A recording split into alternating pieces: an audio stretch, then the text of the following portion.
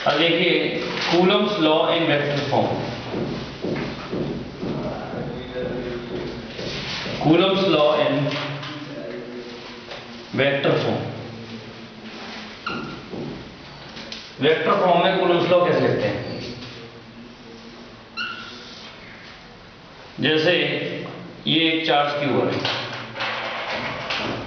ये एक charge Q2 है, इसका पोजीशन वेक्टर जो है R1 है, इसका पोजीशन वेक्टर R2 है। इनको हम ज्वाइन कर देते हैं। मान लो ये चार्ज दोनों पॉजिटिव है, तो ये वाला चार्ज इसको रिपेल करेगा और ये वाला चार्ज इसको इधर रिपेल करेगा। पॉजिटिव पॉजिटिव रिपेल करेंगे।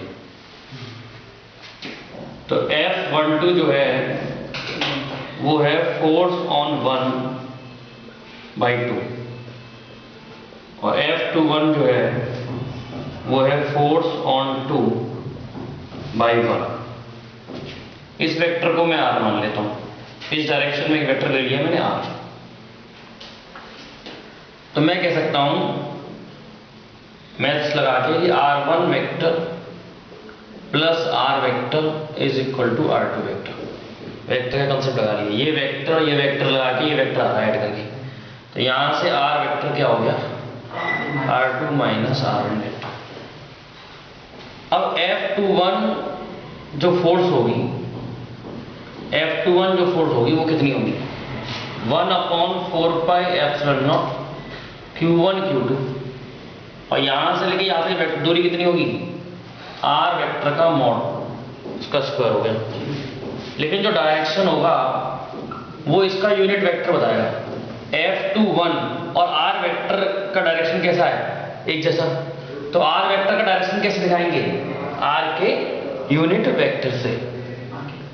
R वेक्टर का डायरेक्शन कैसे दिखाते हैं? किसी वेक्टर का डायरेक्शन कैसे दिखाते हैं? उसके यूनिट वेक्टर से। तो F21 आ जाएगा 1/4πε0 Q1 Q2 R वेक्टर और ये यूनिट वेक्टर को कन्वर्ट कर लेंगे वेक्टर अपॉन इट्स मैग्नीट्यूड। ये हमने यूनिट वेक्टर की डेफिनेशन लगा दी।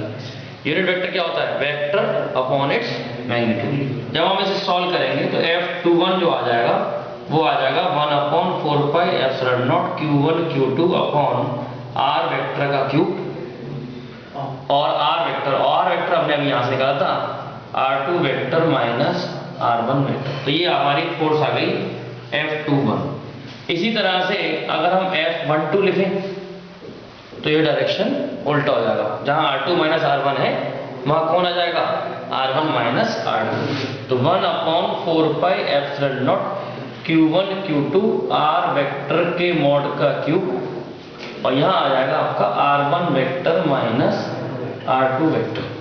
और इसको मैं ऐसे भी लिख सकता हूं F12 is 1/4πε0 Q1 Q2 R1 vector minus R2 vector के मॉड का cube R1 vector minus R2 vector.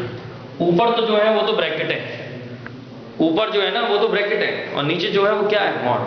और जब वेक्टर फॉर्म में आता है तो नीचे क्यूब आता है। ये याद रखें आप।